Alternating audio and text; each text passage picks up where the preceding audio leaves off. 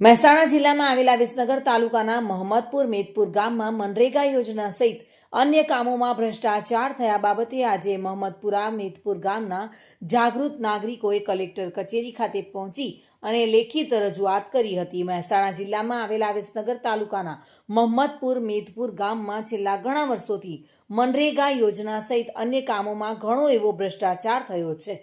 ભ્રષ્ટાચારીઓ દ્વારા મનરેગા યોજનાના job card બનાવીને લાભાર્થીઓના પૈસા બારોબાર ઉપાડી લેવાના આક્ષેપો કરવામાં આવ્યા છે। તેમજ ગામમાં કેટલાક કામ થયા નથી પરંતુ સરકારી ચોપડેથી બતાવી દેવામાં આવ્યા છે।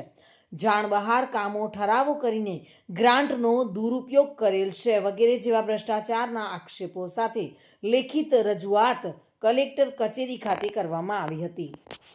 મારી સમસ્યા એ છે કે સાહેબ જોબ કાર્ડમાં આ લોકો ખાતો ખોલાવી નાખ્યો એ મને જાણકારી નથી। અમારા ખાતામાં 20,600 રૂપિયા આ લોકો ઉપાડી લીધા છે। ગામ બલોલમાં બેંકમાં ખાતો ખોલેલો છે, એ બલોલ ગામ પણ સાહેબ જોયેલું નથી। અમે સાહેબ જાણવા મળ્યું કે એટલે અમે આની તપાસ કરીએ તો પૈસા ઉપડી ગયેલા છે। ગામ મહમદપુર, તાલુકો વિસનગર।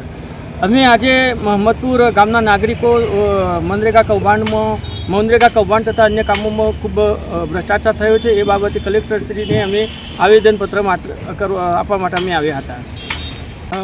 રજૂઆતમાં એવું હતું સાહેબ કે મનરેગા યોજના હેઠળ લાભાર્થીઓના જોબ કાર્ડ એમને લાભાર્થીઓની ખબર વગર પણ નીકળી ગયા છે, બારોબાર પૈસા પણ ઉપડી ગયા છે, તે સદર લાભાર્થીઓને પણ ખબર છે નહીં।